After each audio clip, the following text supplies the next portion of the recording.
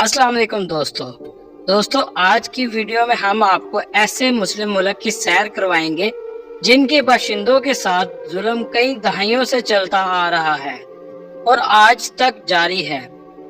उन लोगों की कई नस्लें हालत जंग में पैदा हुई और हालत जंग में ही दुनिया से गुजर गईं। बाकी तमाम मुस्लिम मुल्क के लोग अयाशियाना लाइफ गुजारते रहे, जबकि इस मुल्क के लोग हर वक्त मुश्किलात में रहते हैं। जी हाँ, हम आज बात करेंगे फ़लस्तीन की। इस वीडियो में हम आपको फ़लस्तीन की तारीख और गजा की तारीख के बारे में बताएंगे। गजा के लोग अपनी ज़िंदगी इस जंग से पहले कैसे गुजार रहे थे। हमास, जिनका नाम हमने अक्सर न्यूज़ चैनल पर सुना है, ये कौन है और फ़लस्तीन के अहम मकामात कौन से हैं। फ़लस्तीन के लोगों का रहन सहन कैसा है और ये गजा स्ट्रिप क्या है, और बहुत से ऐसे हक़ाइक़ फ़लस्तीन के बारे में बताएंगे जो आज से पहले आपने नहीं सुने होंगे। वीडियो शुरू करने से पहले नए आने वाले दोस्तों से गुजारिश है कि हमारे चैनल को सब्सक्राइब, लाइक और शेयर ज़रूर कीजिएगा ताकि हमारी हर आने वाली नई इंफॉर्मेटिव और दिलचस्प वीडियो आपको मिलती रहे। चलें अब वीडियो का आगाज़ करते हैं। पैलेस्टाइन, जिसे उर्दू में फ़लस्तीन कहते हैं, मशरिक़ वुस्ता की इस्लामी रियासत जिसका कुल रकबा 6220 मुरब्बा किलोमीटर है और ये दुनिया का 163वें नंबर पे आने वाला छोटा मुल्क है। फ़लस्तीन के 80% रकबे पर इसराइल नाजायज तौर पर कब्जा कर चुका है, जिसकी वजह से फ़लस्तीन के अंदर ही एक काबज़ रियासत इसराइल का वजूद आ चुका है। फ़लस्तीन के 3.5% रकबे पर पानी है। फ़लस्तीन का दारुल हुकूमत बैतुल मुक़द्दस है और इसराइल भी इस जगह को अपना दारुल हुकूमत मानता है, जिसे यहूदी जेरूसलम कहते हैं। इस वक्त जो जंग चल रही है वो भी इसी वजह से है कि इसराइली ज़बरदस्ती बैतुल मुक़द्दस को हासिल करना चाहते हैं। आज से कुछ अरसा पहले जो कुरान पाक और आप सल्लल्लाहु अलैहि वसल्लम की बेहुरमती की कोशिश की गई, वो एक मुसलमानों का टेस्ट था कि इनमें कितना ईमान बाकी है, जिसका रिजल्ट इनकी नज़र में ये निकला कि ईमान कमज़ोर हो चुका है। हम कुछ भी करेंगे तो ये आगे से कुछ नहीं कहेंगे, क्योंकि सुल्तान अब्दुल हमीद के दौर में भी बेहुरमती की कोशिशें की गई, लेकिन उस वक्त मुसलमानों ने इनके खिलाफ जंग का ऐलान कर दिया और आज के दौर में हम बस मजम्मत करके चुप हो जाते हैं। इसलिए आज वो हमारे मुसलमान भाइयों को काट रहे हैं। फ़लस्तीन का सबसे बड़ा शहर गजा है। अगर हम फ़लस्तीन के बॉर्डर की बात करें तो एक तरफ इसराइल, मगरबी उर्दन, जनूबी शाम, मगरबी लबनान और बहरा रोम वाक़या है।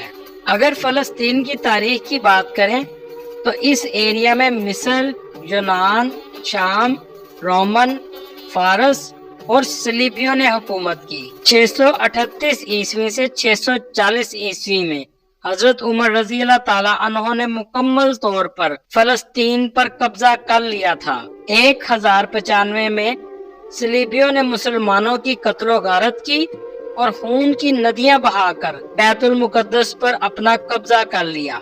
1291 तक सलीबी जंगों का सिलसिला खत्म हो गया और 1516 में सल्तनत उस्मानिया ने कब्जा कर लिया। पहले जंग अजीम के बाद यहाँ अंग्रेजों ने फौजी हुकूमत कायम की और इनकी हुकूमत के दौरान यहूदियों की आमद का सिलसिला शुरू हो गया। क्योंकि यहूदियों के पास पैसा था, उन्होंने अरबों से महंगे दामों जमीन खरीदना शुरू कर दी और आबाद होना शुरू हो गए। तारीख में कुछ ऐसे वाक़यात भी हैं कि मुसलमानों ने यहूदी मुहाजिरीन को इंसानियत के नाते अपने घर में रहने के लिए जगह दी, तो इस घर पर यहूदियों ने कब्जा करके मुस्लिम फैमिली को बाहर निकाल दिया और इसी तरह वो पूरे फ़लस्तीन में कब्जा करते रहे। 1933 में जब यहूदियों को हिटलर ने मारना शुरू किया तो यहूदी तेजी से फ़लस्तीन की तरफ आना शुरू हो गए। इसकी अहम वजह बैतुल मुक़द्दस थी, जो यहूदियों के लिए भी बहुत ज्यादा अहमियत रखता है। इसके बाद अरबों और यहूदियों के दरमियान लड़ाइयाँ जारी रही। 1936 में अंग्रेजों ने फ़लस्तीन को यहूदियों और मुसलमानों के दरमियान तकसीम करने की तजवीज़ पेश की और इसमें ये भी कहा कि बैतुल मुक़द्दस का एरिया आज़ाद रहेगा, जहां कोई भी इबादत के लिए आ सकेगा, लेकिन अरबों ने इसे तस्लीम नहीं किया। इसके बाद ये मसला 1947 में अक़वाम मुत्तहिदा में पेश किया गया, जिसने फलस्तीन को तकसीम करने की तजवीज़ मंजूर कर ली। इस तरह 15 मई 1948 को फलस्तीन को 2 हिस्सों में तकसीम कर दिया गया और नाजायज मुल्क इसराइल वजूद में आ गया। उसके बाद भी अरबों ने जंगें भी लड़ी, लेकिन मुसलमानों की नाइत्तफाकियों की वजह से इसराइल तमाम जंगें जीतता रहा। फलस्तीन में इस्तेमाल होने वाली करेंसी शेकल है, जो पाकिस्तानी 68 रुपए के बराबर है। गजा फलस्तीन का शहर जो रकबे के लिहाज से 350 मुरब्बा किलोमीटर है और इसकी कुल आबादी 22 लाख के करीब है। आबादी के लिहाज से ये शहर बहुत ज्यादा गुंजान है। इसराइल के मुजालम की वजह से इन्हें हमेशा मुश्किलात का सामना करना पड़ता है। इस शहर के 2 इतराफ में ऊंची ऊंची दीवारें हैं और एक तरफ मिस्र का बॉर्डर और दूसरी तरफ बहीरा रूम है। पहले ये पूरे मुल्क के साथ राब्ते में थे, लेकिन बाद में इनके इर्द गिर्द दीवार करके एक जेल की तरह शहर बना दिया गया। अगर आप नक्शे में देखें तो गजा एक पतली सी पट्टी की शक्ल में है, जिसे गजा स्ट्रिप भी कहा जाता है। ये दीवार 1994 में यहूदियों ने सिक्योरिटी का बहाना बनाकर इनके इर्द गिर्द खड़ी कर दी।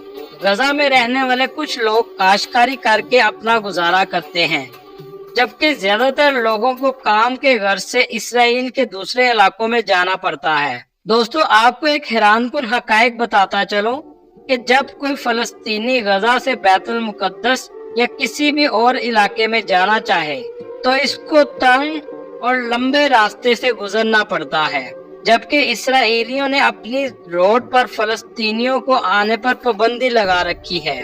इसके अलावा गजा में रहने वाले लोगों को पानी हफ्ते में 3 से 4 दिन मिलता है, जबकि इसी गजा के दीवार के बाहर यहूदियों के घर मौजूद हैं, जहां इनके स्विमिंग पूल का पानी एक दिन के लिए भी बंद नहीं किया जाता। गजा में रहने वाले लोगों के मुताबिक इसराइली फौजी अक्सर तलाशी का बहाना बनाकर घरों में इजाजत के बगैर घुस जाते हैं, और जब इन्होंने आना हो तो इसका ऐलान पहले ही लाउड स्पीकर में कर दिया जाता है और कह देते हैं कि दरवाजों को खोल दिया जाए। इस शहर में डेवलपमेंट ना होने के बराबर है। तालीम और सेहत का निजाम भी बहुत ही नाकस है और बहुत से लोग कैंपों में रहकर गुजारा करते हैं। गजा के एक तरफ जो समुंदर लगता है, इस जगह पर भी इसराइली नेवी मौजूद है, जो गजा के लोगों पर मछलियां पकड़ने पर भी पाबंदी लगा रखी है। गजा के ये तमाम हालात इस जंग से पहले के हैं। अब हम बात करेंगे फलस्तीन के दूसरे शहर बैतलहम की। बैतलहम का मतलब द हाउस ऑफ मीट है, जिसकी तारीख बहुत पुरानी है। ये शहर भी मुसलमानों, ईसाइयों और यहूदियों के लिए बहुत अहम है।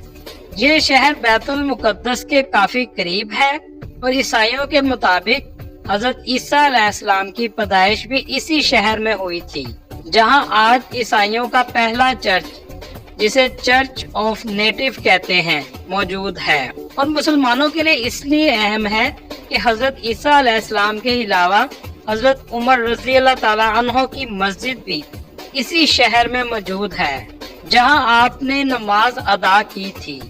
ये शहर ज्यादातर मुसलमानों के कंट्रोल में रहा है और यहूदियों के लिए अहम होने की वजह ये है कि हजरत दाऊद अलैहिस्सलाम की पैदाइश भी इसी शहर में हुई और हजरत सुलेमान अलैहिस्सलाम को बादशाहत भी इसी शहर में मिली थी। इस शहर की कुल आबादी 2,50,000 के करीब है और इसका कुल रकबा 10 मुरब्बा किलोमीटर है। अब हम बात करेंगे फलस्तीन के शहर हिब्रोन की। ये शहर भी फलस्तीन के अंडर है। इसकी कुल आबादी 2 लाख के करीब है। ये शहर भी तारीखी इतबार से बहुत पुराना है। हजरत इब्राहिम अलैहिस्सलाम, हजरत सारा रज़ी अल्लाह ताला अन्हा, हजरत इसहाक अलैहिस्सलाम और हजरत याकूब अलैहिस्सलाम की कब्र मुबारक भी इसी शहर में मौजूद है। हजरत इब्राहिम अलैहिस्सलाम को यहूदी भी मानते हैं, इसलिए यहाँ एक मस्जिद मौजूद है जिसे इब्राहिमी मस्जिद कहते हैं। दोस्तों, एक हैरानकुन बात बताता चलूं یہ مسجد آدھی مسلمانوں کے پاس اور آدھی یہودیوں کے پاس موجود ہے، اور حضرت ابراہیم علیہ السلام، حضرت اسحاق علیہ السلام اور حضرت سارہ رضی اللہ تعالی عنہا کی قبر مبارک اسی مسجد کے بیسمنٹ میں موجود ہے۔ ایک دروازہ مسلمانوں کے لیے رکھا گیا ہے اور دوسرا دروازہ یہودیوں کے لیے رکھا گیا ہے۔ اب بات کریں گے دنیا کے سب سے پرانے شہروں میں سے شہر کی نیبلوس کی۔ یہ شہر بھی فلسطین کا سب سے پرانا شہر ہے اور ایک اندازے کے مطابق یہ دنیا کی چوتھی پرانی سٹی ہے۔ سب سے پرانی سٹی جیریکو، اس کے بعد دمشق، پھر الیپو اور چوتھے نمبر پر نیبلوس ہے۔ یہاں 1000 سال پرانی مسجد بھی موجود ہے اور یہاں کے لوگ بھی بہت مہمان نواز ہیں، اور اس شہر کے بازار ایک تاریخی منظر پیش کرتے ہیں۔ اب بات کریں گے حماس کی، جس کا پورا نام حرکات المقاومہ الاسلامیہ ہے، جسے انگلش میں اسلامک ریزسٹنس موومنٹ بھی کہتے ہیں۔ یہ تحریک غزہ کی پٹی میں اسرائیلیوں کے خلاف مزاحمت کرنے کے لیے 1987 میں قائم ہوئی۔ اس لیے غزہ میں زیادہ کنٹرول حماس کا ہے اور اسرائیل غزہ کو فلسطین کا حصہ ہی نہیں سمجھتا۔ اسرائیل فلسطین کو صرف ویسٹ بینک تک سمجھتا ہے۔ اب اس میں بھی زیادہ قبضہ اسرائیل کر چکا ہے۔ حماس غزہ کے مسلمانوں کو بچانے کے لیے اکثر اسرائیل کے حملوں کا جواب دیتے رہتے ہیں۔ حماس کو امریکہ، انڈیا اور اسرائیل والے دہشت گرد سمجھتے ہیں، اور رشیا، ایران، چائنا اور پاکستان حماس کو بالکل بھی دہشت گرد نہیں سمجھتا۔ کچھ لوگوں کا کہنا ہے کہ حماس کی مدد ایران، لبنان اور ترکی بھی کرتا ہے، جس سے وہ ہتھیار خریدتے ہیں اور اسرائیلیوں کا مقابلہ کرتے ہیں۔ اس وقت غزہ کی سٹرپ کے حالات بہت خراب ہیں، مکمل بلیک آؤٹ ہے، کسی کو بھی جانے کی اجازت نہیں۔ اللہ تعالیٰ غزہ میں موجود مسلمان بھائیوں کی مدد فرمائے۔ دوستو، یہ تھی آج کی ہماری انفارمیٹیو اور دلچسپ ویڈیو۔ آپ کو ویڈیو کیسی لگی کمنٹ میں ضرور بتائیے گا، اور نئے آنے والے دوستوں سے گزارش ہے ہمارے چینل کو سبسکرائب اور لائک ضرور کیجیے گا۔ اگلی ویڈیو تک اللہ حافظ۔